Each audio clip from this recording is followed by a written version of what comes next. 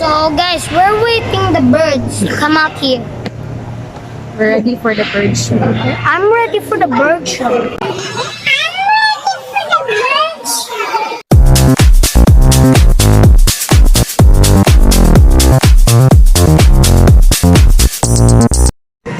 Hello guys, we're here na the Ocean Park.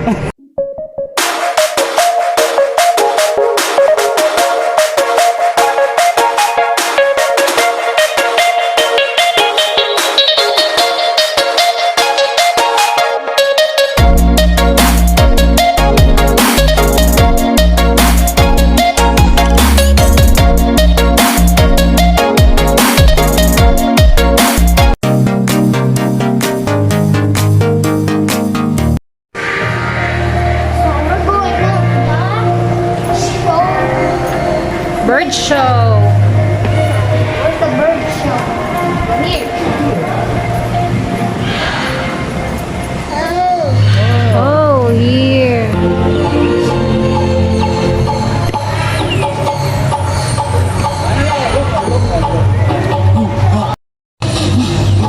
Alright, here we go, ladies and gentlemen. Let us all start the show by welcoming a flag raising bird bandit. The bandit is a red green macaw, or also known as green wing macaw.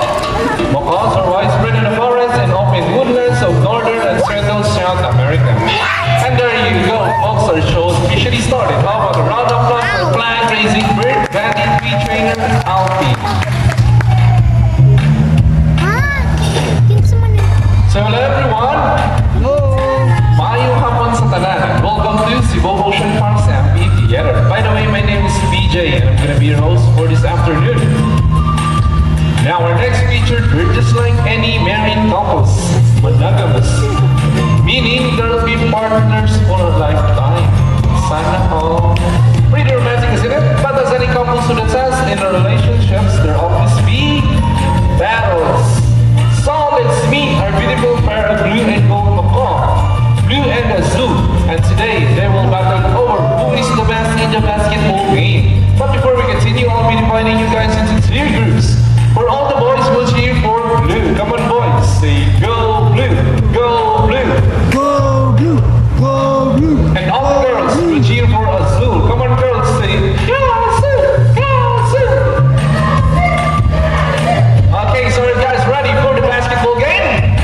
Yes. I can hear you. Are you guys ready? Yes! Okay, so birds ready, trainers ready, set, go! Now here comes Azul and blue for the first ball. Second ball for both birds, and the last ball. Who's gonna win? Blue wins this game. That's alright, Azul. So I guess she deserves another round. Ikaw, me? Now let's do our ring race. So the mechanics of this game is the first bird who can drop all 3 rings into the bowl. The fastest is the winner. That's a ring race. Okay, are you guys ready for the second round? Birds ready? Set, go! Now here comes blue for the first ring, leading the waist. Here comes for the second ring. Hey, what is this? Azul is making all 3 rings at the same time. What a clever play by Azul, and the winner is the girls. How about the round of applause for blue and Azul? Different kinds of parrots that we have here in Cebu Ocean Park. So we're gonna have a close interaction with our lovely birds. So madoon mi sa inyo matubangan, gamong ipailila mo ang mga parrots diha dito. Now let's call in our green wing macaw bandit, our eclectus parrot red, and our blue and gold macaw goldie. It's green macaw. So first off, in my left, Nice pianat na bird, di no? that bird, we have bandits. So bandit is a green wing macaw. As you can see, their body is covered with mostly red plumage. Its wing and tail feathers are blue and green. This macaw has a white naked face stripe with small red feathers. Rare, manami. Rare na. They are the second largest parrot, next to the hyacinth macaw. And also they are called the gentle giants of the parrot family. Its scientific name is Arachnaroctinus. Say hi to them, Bandit.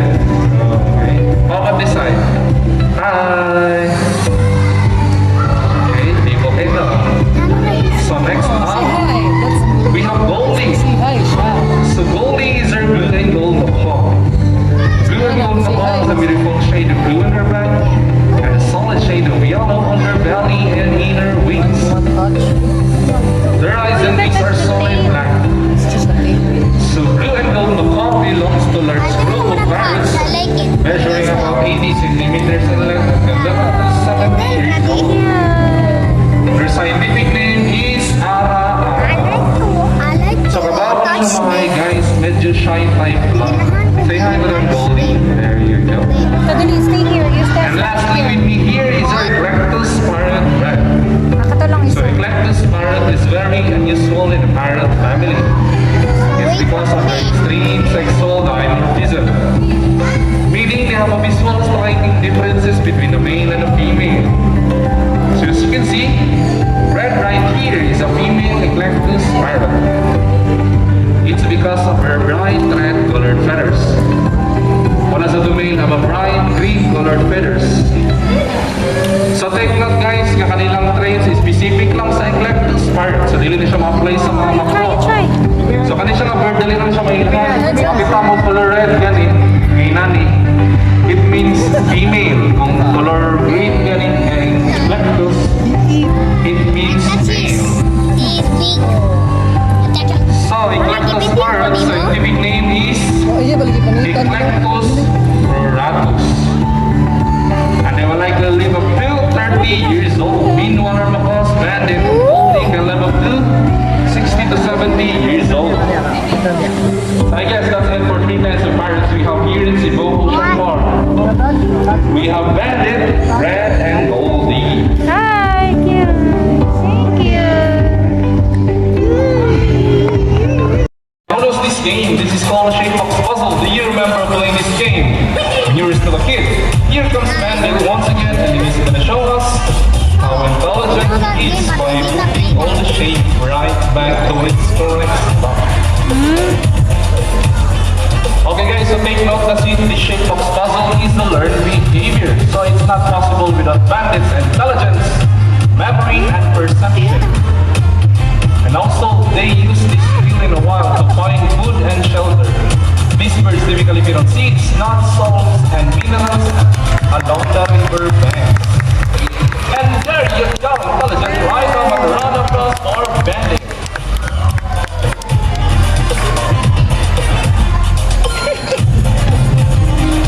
Okay guys, so I have here an object or a ball which I will hide under one of these 3 silver guns.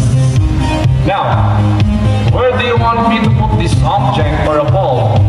In your left, right, or in the middle? Which side? Left, right, or middle? Okay, so let's put it right here. Now let's call in our psychic bird, Goldie. So Goldie have a psychic ability. Now guys, do you think that Goldie can find a hidden object? If we say yes, let me hear you cheer. You can do it, Goldie! Okay, Goldie, find the hidden object for us, please. What could it be? Goldie searching, scanning the scroll, using her psychic power. And there you go, she found it! How about a round of applause for the psychic bird, Goldie? How did you do that? Psychic siya, Psychic data data. Ay, masyamukha. Tara na. Now this time, who here loves math? What a visa. Okay, sulbat-sulbat na. Everyone knows addition, right? Do you believe birds can do math? Well, the next part of the show will leave most people baffled and amazed, even as trainers. But before we call in our mathematical wizard, I will be asking from you guys 2 numbers between 1 to 20. Can someone give me numbers from 1 to 20? What's your number? You show. 17. It's the boy 18. Okay. How about the second number? Red. 5. 5. Hey, sorry. Sorry, we can't have a double-digit number because our number only 0 to 9. Another number, please. 10. Okay, I heard 10.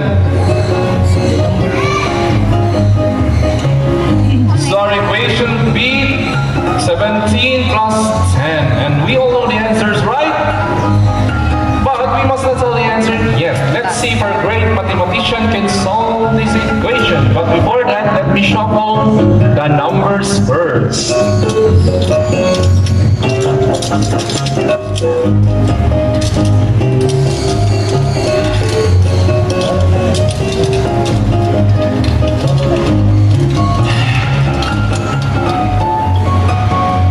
Okay guys, so now the number that's been shuffled, let's meet our mathematical wizards now. Ito na dali. So snow is our Philippine kakatu. Its scientific name is Kakatuwa molossensis. This bird is endemic in Ceram archipelago in eastern Indonesia. They are the largest among the white kakatu species. And also snow have a pinkish white colored feather on its crest. That's why they're called the salmon-crested cockatoo. And also this bird is very loud and can mimic almost any sound. Oh. So ang tadluan na yung storya, makamaon na siya. Mamimik lang, pero dili mo nitok ha. Okay, turn out your equation is 17 plus 10. Do you think Snow can answer this equation? Okay, Snow. Confident. Okay, Snow. Solve the equation for us, please. And she picked the first number. Number 2. Did you pick the first number correct? Correct. Okay, Snow. After the second number. So Snow really loves math. Kami na daily. Doa-doaan pa. And there you go. She answered correctly. How about the round of applause or mathematical wizard? No. Tama to guys. Mas bright pa na ang mga birds.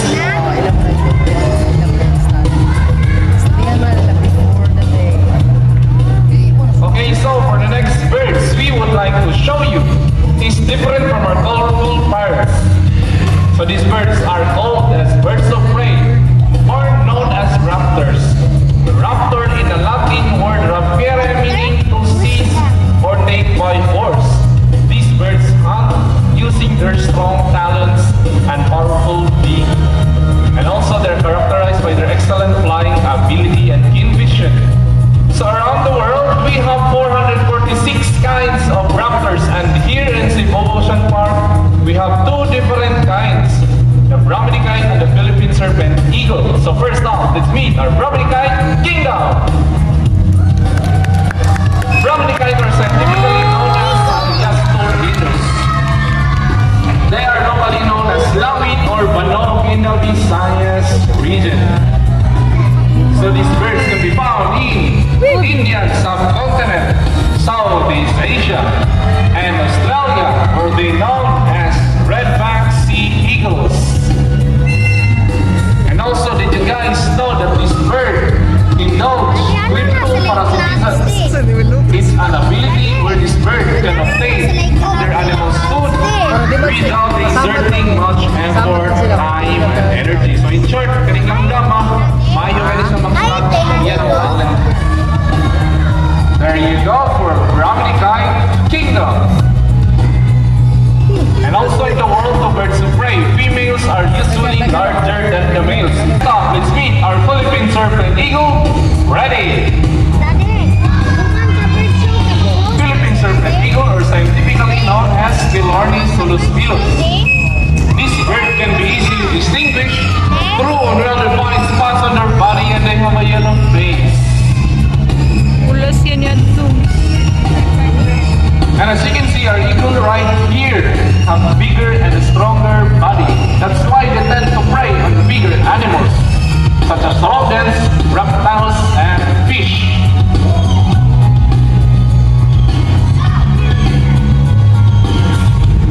And also, just a fun trivia, na kanili si Kingdom o kanili si Freddy, kanili silang duha is puro ni sila mga rescued birds. So, gikan ni sila sa DNR. I-donate nila sa Cebu Ocean Park, ito na facility, ito na pagkaon, i-nourish. And makita ninyo, train na po na sila, pareha to. Habit ko matrain. There you go for Philippine serpent eagle. Ready.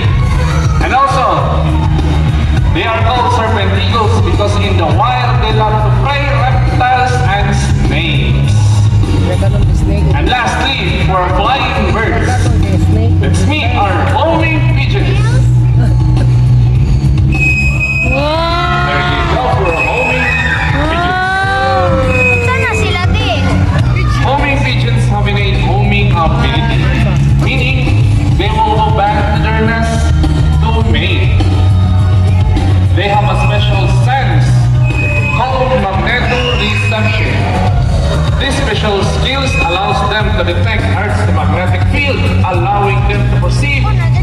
function, direction, and location. So that's all for our birds of prey and our roaming pigeons.